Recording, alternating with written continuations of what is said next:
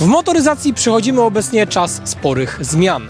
Pomijając pojawianie się nowych marek i coraz bardziej restrykcyjnych norm emisji wpływających na gamy silnikowe, zmiany zachodzą też w gamach modelowych poszczególnych producentów. I tak witamy dzisiaj następcę modelu A4, jakim jest Audi A5.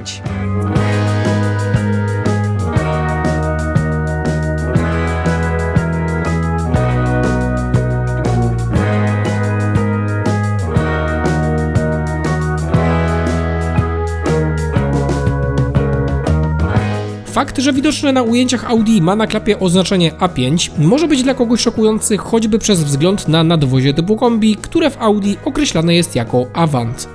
Do tej pory nadwozie tego typu kojarzyliśmy z A4 lub z A6, a A5 z założenia miała być nieco mniej praktyczna, ale znacznie bardziej sportowa i taki stan rzeczy trwał od 2007 roku aż do teraz. W następstwie zmian w nazewnictwie gamy modelowej od teraz wszystkie modele z parzystymi liczbami będą elektryczne, a z nieparzystymi spalinowe lub hybrydowe. Przez tą zmianę widoczną na ujęciach A5 możemy określać jako następcę dotychczasowego modelu A4, bo spalinowej A4 Audi już nie zaprezentuje. I właśnie w ten sposób pierwszy raz w historii A5 występuje jako Avant, choć inaczej niż A4, alternatywnie nie będzie sedanem, a liftbackiem. Audi A5 jest oparte na nowej platformie PPC, skonstruowanej specjalnie dla samochodów spalinowych. Stylistyka auta jest naprawdę bardzo dopieszczona i świetnie wpisuje się w stwierdzenie, że ładne kombi nazywa się Avant.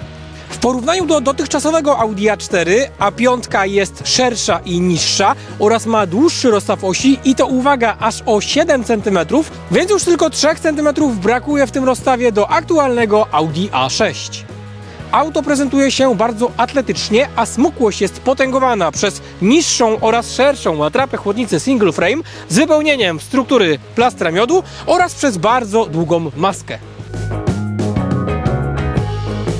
A5 ma obłędne proporcje, których dopełnieniem są felgi o świetnych wzorach, mogące mieć średnicę nawet 20 cali, jak ma to też miejsce w naszej demówce. W oczy rzucają się też klamki, które nie są tradycyjne, a elektryczne, trochę w stylu przycisku otwierającego klapę bagażnika, a także mocno wystająca tylna listwa świetlna, która buduje ciekawy, trójwymiarowy efekt. To, na co jeszcze warto zwrócić uwagę, to niezwykle zaawansowane światła, w których zauważymy kilka podobieństw do niedawno testowanego Audi Q6. Pierwsze podobieństwo to różnorakie animacje podczas otwierania i zamykania auta oraz możliwość wybrania jednego z 8 wzorów zarówno przednich, jak i tylnych świateł. Krótko mówiąc, każdego dnia tygodnia możemy świecić na sąsiada troszkę inaczej wyglądającymi światłami, a jak 8 dnia sąsiad w końcu zapyta, o co tutaj chodzi, to jeszcze wtedy zaskoczymy go inaczej wyglądającymi światłami.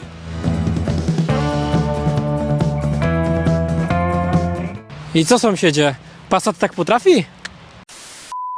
Obłędne wrażenie robią zwłaszcza tylne światła, w których mamy zastosowaną technologię OLED, która poza możliwościami personalizacji świateł ma zaimplementowanych kilka sztuczek, które dokładnie opisywałem Wam przy okazji swojego testu Audi Q6.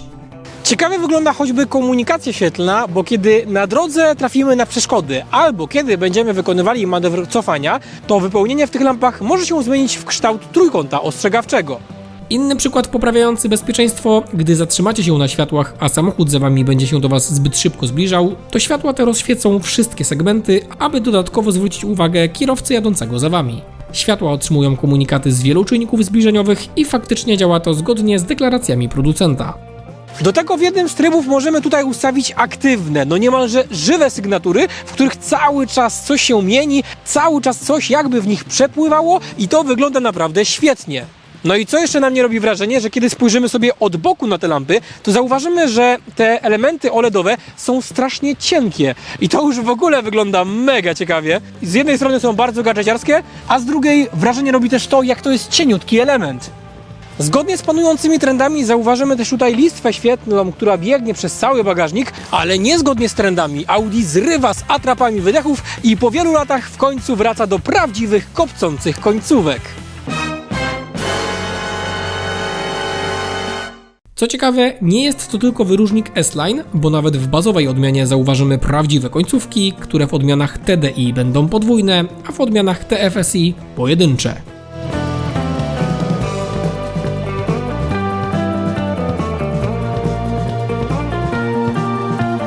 Odnoszę wrażenie, że obszerność kabiny nie była najwyższym priorytetem dla projektantów Audi, bo patrząc na rozstaw osi oraz na długość nadwozia, kabina jest po prostu wystarczająco obszerna, ale nic więcej. Mamy tu choćby ogromny tunel centralny, który trochę jest usprawiedliwiony przez obecność napędu Quattro, jednak nie zmienia to faktu, że znacząco będzie on obniżał komfort podróżowania dla trzeciej osoby jadącej z tyłu. Z drugiej strony w samym napędzie Quattro też mamy spore zmiany, ale o nich więcej opowiem przy omawianiu gamy silnikowej. To, co razi mnie najbardziej w oczy, to mało miejsca na stopy. Znaczy, ja mam teraz buty zimowe, więc zadanie nie jest proste, ale one tutaj wchodzą na wcisk. Przed kolanami 5 palców wolnej przestrzeni, nad głową może 6, więc patrząc choćby na tą przestrzeń i na stopy, i przed kolanami, można by oczekiwać czegoś zdziepko więcej. Chociaż tutaj mamy dwóch winowajców. Pierwszy to jest możliwość wybrania naprawdę niskiej pozycji za kierownicą, co bardzo mi jako kierowcy pasuje. No a drugi winowajca, patrząc na przestrzeń przed kolanami, to są same fotele, które są naprawdę obszerne. One są bardzo grube, no i też z tego tytułu troszkę miejsca tutaj podkradają. Krótko mówiąc, przestronność tej kabiny z tyłu jest po prostu przeciętna, ale na szczęście o gadżetach podwyższających komfort podróżowania Audi nie zapomniało.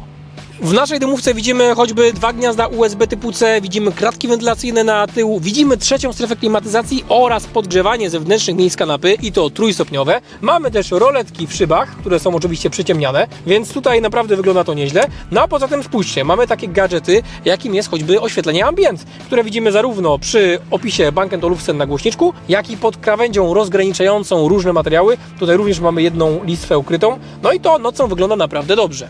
Poza tym mamy też podłokietnik centralny z 2 uchwytami na napoje, no i centralne miejsce możemy całkowicie położyć, gdybyśmy chcieli tutaj przewozić na przykład narty. Jedyne, czego mi brakuje do pełni szczęścia, to jakiegoś uchwytu na smartfona, który widzieliśmy w Skodzie Superb, który widzieliśmy też w Volkswagenie Tiguanie. Tam mieliśmy możliwość odsunięcia jakiejś tacki, na której mogliśmy położyć smartfona, albo mieliśmy uchwyty w oparciach zagłówków przednich. No tutaj takiego gadżetu niestety nie widzę. Mamy też oczywiście gazetowniki za przednimi oparciami, mamy tchórze łapki z mechanizmem spowalniającym, więc nie będą obijały dach. Mamy bardzo mocne diody, 4 diody tylko na drugi rząd siedzeń i one naprawdę ogromne ilości światła tutaj rzucają, ale o tym więcej będziemy mówili w drugiej części filmu. No a uchwyty do mocowania fotelika ISOFIX zauważymy na 2 zewnętrznych miejscach kanapy oraz na fotelu pasażera z przodu. No i same ISOFIXy też są porządnie wykonane, nie mamy tutaj żadnych zameczków albo innych niezbyt przyjaznych rodzicom rozwiązań, tylko mamy klapkę plastikową, którą po prostu odsuwamy, no i uchwyt ISOFIX mamy jak na dłoni, więc to również należy docenić. To, co może mogłoby być nieco lepsze, to materiały na drzwiach, bo tutaj mamy kilka takich plastikowych przestrzeni, które najładniej nie wyglądają. No i troszkę nie wpisuje się w moje gusta obicie tych foteli takim materiałem à la Strux. A jak myślę sobie Audi, to raczej niekoniecznie w głowie łączę tę markę z takim materiałem. On mi się jakoś bardzo premium nie wydaje, więc ja jako obicie foteli w tym aucie wybrałbym raczej coś innego. Fajnie natomiast wyglądają klameczki wewnętrzne, które są takie grafitowe, więc bardzo ładnie się komponują z obudową głośniczka. Przy tchórzołapkach widzimy też otwór, w który możemy włożyć na przykład siatkę, która będzie nam oddzielała przestrzeń pasażerską przy układzie dwuosobowym od bagażnika. No i proszę bardzo, tak zamontowana siatka wygląda. Na górze montujemy je na łóżkach, na dole mamy też takie zaczepy, które no ja wpadło na to, żeby zamocować o gazetowniki. Możliwe, że jakoś inaczej się to powinno robić, ale nie wiem, wybaczcie mi to. No i tak wygląda ta siateczka zapakowana już w woreczek, tak więc jak widzimy zbyt wiele miejsca ona nie zajmuje. No i to chyba tyle, więc idziemy za kierownicę.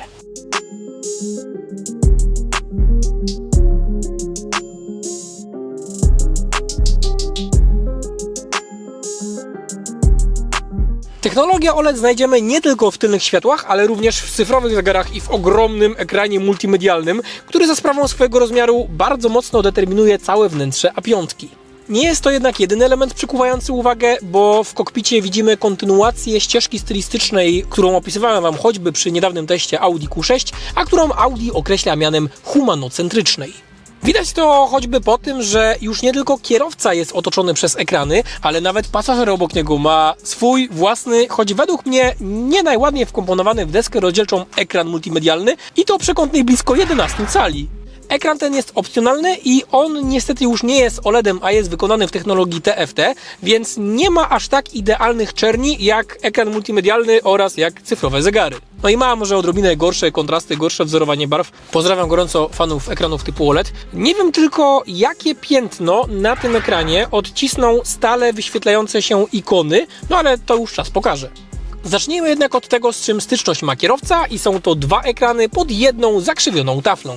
Wirtualne zegary mają przekątną 11,9 cala, a centralny monitor 14,5 cala.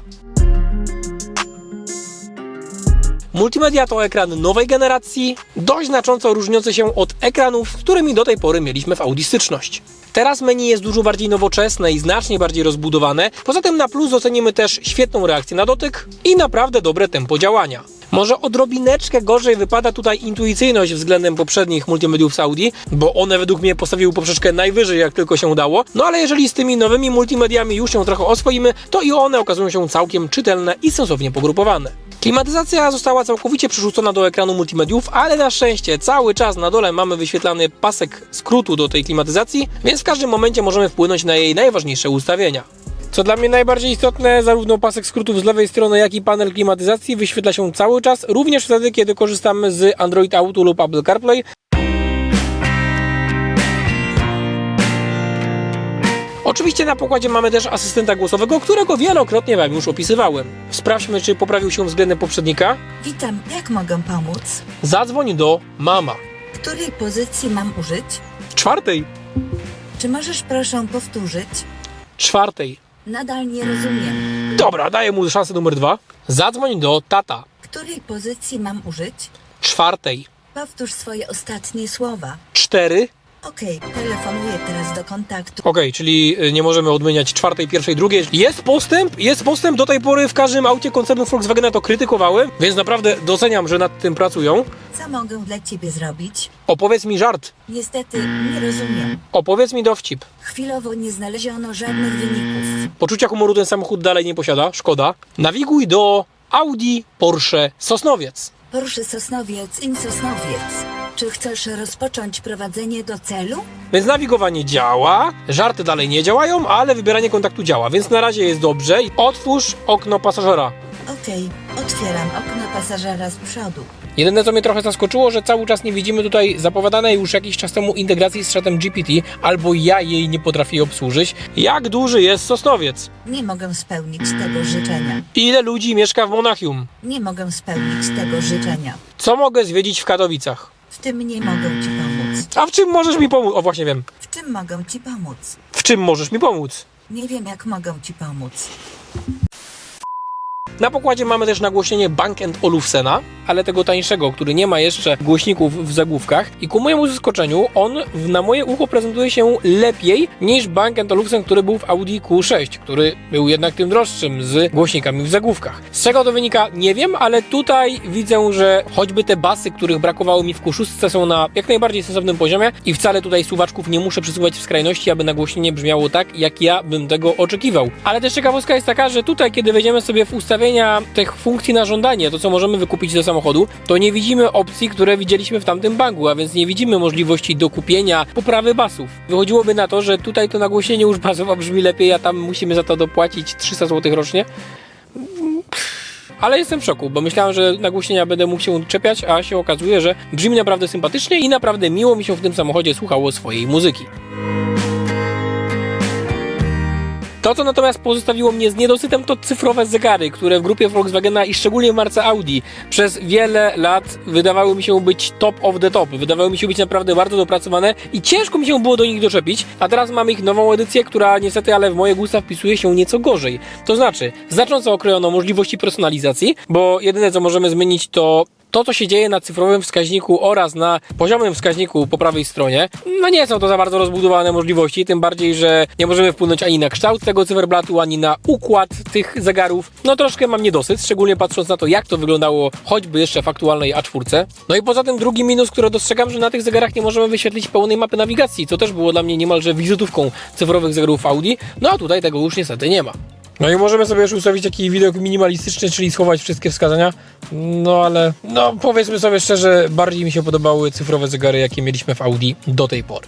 No i to, co mi się średnio podoba, to te ślizgacze, które mamy na kierownicy. Żeby było śmieszniej, możemy je obsługiwać zarówno ślizgając palcem po tych powierzchniach, jak i klikając te powierzchnie, co jest dużo bardziej intuicyjne. Ja powiem szczerze, nie obraziłbym się, gdyby to pozostało tylko jako klikacze, bo niestety, ale czasami mi się zdarzało gdzieś przypadkiem palcem smyrnąć, choćby podczas obracania kierownicy i zmienić wskazania, które chciałem podglądać, co jeżeli nie robimy tego z własnej woli, jest dosyć irytujące. Natomiast plus, że mamy bardzo wyraźne rozgraniczenia pomiędzy przyciskami, no i plus, że możemy je obsługiwać normalnie klikając te powierzchnie. Na pokładzie mamy kamery 360 stopni, które jednak na mnie najlepszego wrażenia nie zrobiły. To znaczy, szczególnie kamera tylna niestety, ale ma dość mizerną jakość, szczególnie jak na cenę samochodu. No i ona według mnie powinna być dużo lepsza, żeby było śmieszniej. Nawet kamera przednia zdaje się mieć nieco wyższą rozdzielczość. To, co jeszcze mnie w tej kamerze smuci, że ona klatkuje i ma pewnego rodzaju spowolnienie. Tak więc to, co się dzieje w kamerze, przychodzi do nas pewnego rodzaju zwłoką, z pewnego rodzaju opóźnieniem, co przy takich bardziej dynamicznych manewrach parkingowych może być troszkę zgubne, tak więc warto być tego świadomym. Natomiast mamy możliwość spryskania kamery, mamy tam osobny spryskiwacz. Kamera oczywiście posiada widok szerokokątny, który jest bardzo przydatny, tak jak teraz byśmy chcieli wyjechać z parkingu prostopadłego. Zwróćcie uwagę, jak szeroki jest tutaj obraz. No i bardzo fajne jest w niej to, że możemy sobie podglądać sytuację przy kołach, zarówno przednich, jak i tylnych, i to wygląda naprawdę bardzo dobrze, szczególnie przy felgach, jakie mamy w naszej demówce. Może być to naprawdę zbawienny dodatek, kiedy byśmy chcieli parkować blisko krawężnika. Tak więc do kamery zarówno możemy znaleźć jakieś uwagi na minus, jak i jakieś uwagi na plus. W samochodzie tuż pod szybą zauważymy też taki parapecik z listwą LEDową, bardzo podobną jak ta, która była w Audi Q6 i ma dosyć podobne funkcje, czyli kiedy na przykład wrzucamy kierunkowskaz, to taka ładna pływająca animacja wyświetla się, a kiedy uruchamiamy i włączamy silnik, no to również mamy animację takiej jasnej linii, która przebiega od jednej do drugiej strony, trochę przypominając przy tym samochód z serialu Nieustraszony. W kokpicie tego auta nie zauważymy zbyt wielu fizycznych przycisków, właściwie policzymy je na palcach jednej ręki i to takiej ręki emerytowanego drwala. Nawet joysticków fizycznych już nie zauważymy i choćby panel na drzwiach znacząco się zmienił i teraz do obsługi elektrycznych lusterek, no to służy taki gładzik, który niestety, ale jest mniej wygodny, no bo dużo trudniej sobie dostroić lusterka w bezpieczny sposób podczas jazdy. Kiedy mieliśmy joystick, to praktycznie byliśmy w stanie robić to bez patrzenia. Dobrze, że chociaż przyciski od elektrycznych szyb nam zostawili, ale wcale się nie zdziwię, jak w kolejnej generacji już ich nie będzie. No i tutaj też mamy przycisk od zmiany wskazań w head-upie, bo mamy też na pokładzie head-upa, który jest całkiem rozbudowany, proszę Państwa.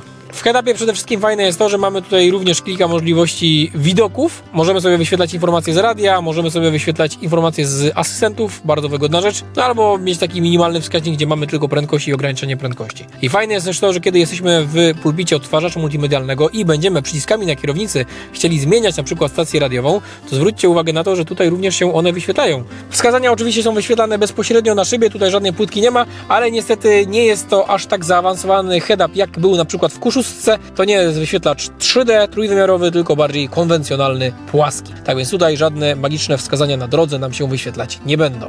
Ekran przed pasażerem ma technologię uniemożliwiającą oglądanie go przez kierowcę podczas jazdy. Tyle tylko, że akurat jest akcja serwisowa, bo w niektórych apionkach to nie działa, w naszej też to na chwilę obecną nie działa. Tak więc pozwolę sobie wykorzystać ujęcia z Q6, pokazać Wam, jak to powinno wyglądać i jak to będzie wyglądać po akcji serwisowej. No i na tym ekranie pasażer może zarówno oddać się przyjemnościom, typu oglądać sobie filmiki na YouTube, grać w jakieś gry, może wpływać na muzykę, może stwarzać utwory ze Spotify'a, może wprowadzać adresy do nawigacji, może wybierać kontakty zarówno z swojego telefonu, jak i z telefonu od kierowcy. Możemy pobierać aplikacje typu Booking, typu Amazon Music, mamy też jedną aplikację karaoke, mamy różne aplikacje z newsami ze świata, tak więc jest tego naprawdę sporo.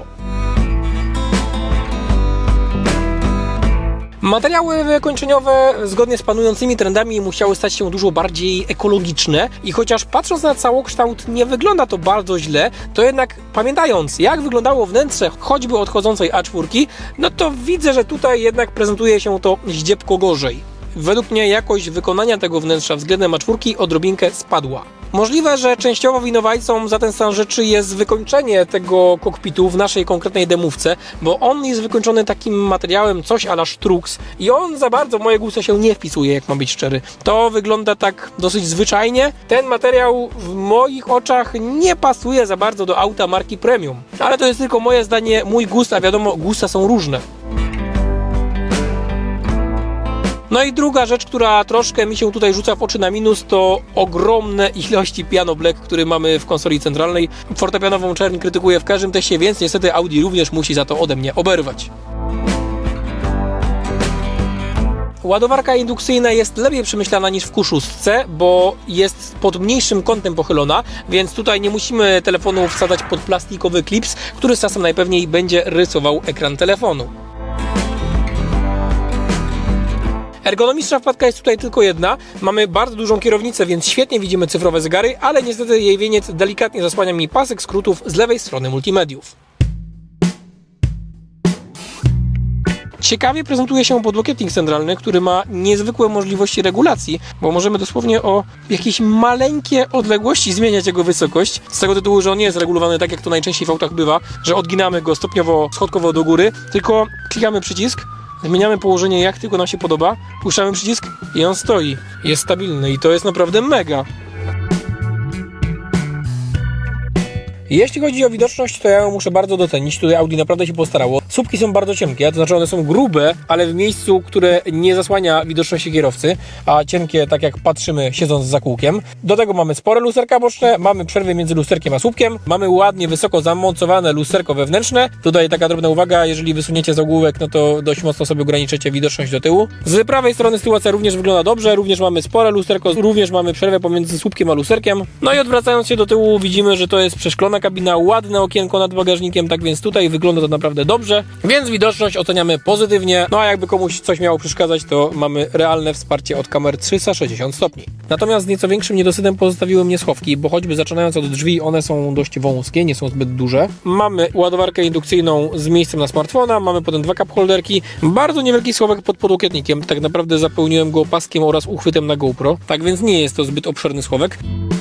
No i schowek przed pasażerem niestety, ale również zbyt imponujący nie jest. Tutaj jak widzicie mamy tylko książeczkę oraz klucze, no i tak naprawdę większość schowka już mamy zapełnioną. Do tego w podsufitce nie zauważymy żadnego schoweczka na przykład na okulary przeciwsłoneczne, tak więc pod tym względem mogłoby być odrobinkę lepiej. Fotele w naszej demówce są wszechstronnie regulowane i wygodne, a kierownica jest regulowana elektrycznie, więc z wybraniem właściwej pozycji za kółkiem nie miałem najmniejszych problemów. Cieszy możliwość bardzo niskiego ustawienia foteli, co na pewno spodoba się wielu kierowcom. Moje największe zastrzeżenie ponownie tyczy się materiału, którymi fotele są obite. Ja bym raczej poszedł w mikrofibrę, ewentualnie w skórę. W naszej demówce fotele posiadały funkcję podgrzewania, a w opcjach są też fotele wentylowane, a także fotele z masażami. Oczywiście jest też możliwość wybrania jasnego wnętrza dla A5 i to w różnych tonacjach, co według mnie warto poważnie rozważyć. No i to chyba wszystko, jeżeli chodzi o kabinę. Przejdźmy więc do bagażnika. Zanim otworzymy kufer w Audi A5, to muszę docenić jeden bardzo ciekawy gadżet, jakim jest projektor pod zderzakiem, który się zapala, kiedy otworzymy samochód i wyobraźcie sobie, on wskazuje strzałeczką miejsce, w którym powinniśmy kopnąć, w cudzysłowie, żeby otworzyć klapę bagażnika. Bardzo wygodny patent, bo w wielu moich testach musiałem majtać w lewo, w prawo, nawet w Q6, z tego co pamiętam, robiłem bawarski taniec przy zderzaku, tutaj tej konieczności na szczęście nie ma. Kufer nowej A5 Avant ma od 467 do 1424 litrów pojemności, a więc jest mniejszy o kolejno 19,71 litrów niż w dotychczasowej A4 Avant. Jak dobrze kojarzę, to w dieslach pojemność bagażnika jest mniejsza o 20 kilka litrów i wynika to tylko i wyłącznie z tego, że w benzyniakach podłogę możemy podnieść i tam mamy takie miejsce na koło dojazdowe z wytłoczką styropianową, a tutaj z racji, że pod podłogą mamy akumulator miękkiej hybrydy, podłogi podnieść nie możemy. No i właśnie to skutkuje utratą 20 kilku litrów.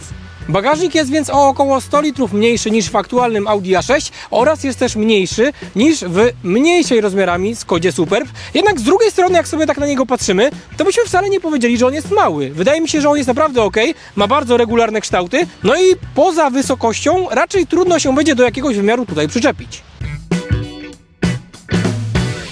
Fajna jest automatyczna roleta, która podobnie jak w obecnym Audi A6 automatycznie się podnosi, kiedy otwieramy bagażnik i automatycznie się obniża, kiedy bagażnik zamykamy. W bagażniku docenimy też tylną kanapę, która jest dzielona w proporcjach 40/20/40, co będzie przydatne, gdybyśmy chcieli pojechać na narty albo przewozić w kabinie wędkę na ryby. No i plus, że mamy też wajchy do opuszczania oparć, więc bez przychodzenia do kabiny możemy sobie tą kanapę położyć. Co istotne, kiedy opuścimy oparcia, mamy niemal idealnie płaską podłogę. Niewielki próg mamy przy otworze załadunkowym, ale z drugiej strony jest na tyle niski, że nie wydaje mi się, żeby miał przeszkadzać przy załadunku i rozładunku tego kufra.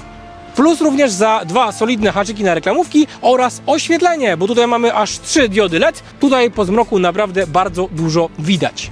Mamy też jeden schowek po lewej stronie, w którym mamy zestaw naprawczy. Dlaczego on tam jest? No bo jak wspomniałem wcześniej, tutaj pod podłogą kufra przestrzeni na schowanie takich drobnych gadżetów niestety nie mamy. No i mamy też siateczkę, którą w bagażniku możemy sobie rozwiesić, więc jeżeli będziemy mieli jakieś drobne pakunki, to w zakrętach nie powinny za bardzo się przesuwać. No i plus za wykończenie tego bagażnika tutaj Audi nie oszczędzało, więc żadnych uwag zgłaszać nie mogę. Trójkąt ostrzegawczy oczywiście mamy schowany w klawie bagażnika. Jedną rzecz, której się muszę doczepić przy tym czujniku, że dość wysoko musimy podnieść nogę, żeby czujnik wykrył naszego buta. Chociaż z drugiej strony pogoda nie jest zbyt łaskawa do tego samochodu, więc może to tylko przez zabłocenie zerzaka. No niemniej, z racji, że muszę wysoko podnosić nogę, mogę sobie obrócić nogawkę. Taki mały szczegół. Jest jeszcze jeden fajny system, mianowicie klapa nie zamyka się od razu po machnięciu nogą, tylko czeka, aż oddalimy się od otworu załadunkowego. Dlaczego to jest fajne? No bo na przykład mamy w bagażniku jakiś ciężki przedmiot, który nas mocno zaangażuje i z tym przedmiotem nie będziemy chcieli stawać na jednej nodze, machać nogą pod zderzakiem, więc co robimy? Machamy nogą, system jest aktywny, jest pikanie, zabieramy nasz ciężki przedmiot, no i bez machania nogą oddalamy się od bagażnika.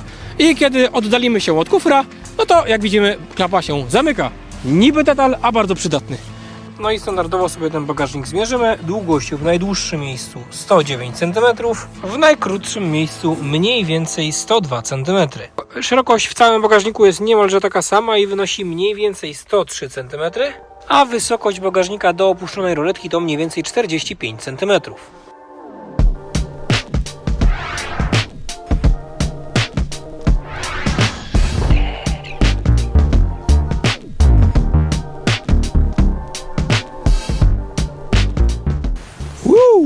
Są siłowniczki, elegancko, jak trzeba.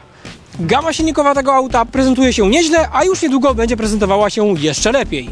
Bazą są benzynowe silniki 2.0 TFSI o mocy albo 150 albo 204 koni mechanicznych, które nie są miękkimi hybrydami. Druga opcja to diesel 2.0 TDI o mocy 204 koni mechanicznych z miękką hybrydą Plus. Gamę zamyka odmiana S5 z silnikiem 3.0 TFSI V6 z miękką hybrydą generujący 367 koni mechanicznych. Oczywiście napęd Quattro jest dostępny, tyle tylko, że teraz będzie to tylko i wyłącznie odłączany napęd Quattro Ultra. Torsena nie znajdziemy tutaj nawet w odmianie S5. W drugim kwartale 2025 roku Gamę ma rozbudować wariant 2.0 TFSI, ale o mocy około 270 koni mechanicznych oraz plug-in o podobnej mocy sumarycznej, gwarantująca nawet 100 km elektrycznego zasięgu. My jednak dzisiaj na pierwszy rzut bierzemy to, z czym A4 kojarzymy najbardziej, a więc dwulitrowego turbodiesla. Silnik teoretycznie na papierze ma takie same parametry jak dotychczasowa odsłona tej jednostki, jednak różnice są i to bardzo widoczne, szczególnie podczas jazdy, gdyż jest on teraz zestrojony z naprawdę wydajnym układem miękkohybrydowym. Teoretycznie nadal ma więc 204 konie mechaniczne i 400 Nm momentu obrotowego, ale jeździ zupełnie inaczej niż jednostka, którą do tej pory znaliśmy choćby z A4 czy z A6. Bardziej ten temat oczywiście rozwinę podczas opowiadania o wrażeniach za kierownicą, więc jeśli ciekawią Cię moje spostrzeżenia z jazdy, spalanie i dynamika, skuteczność asystentów bezpieczeństwa, działanie reflektorów matrycowych czy cennik tego pojazdu, to zachęcam do obejrzenia drugiej części testu. Link do niej jak zawsze znajdziesz w opisie filmu.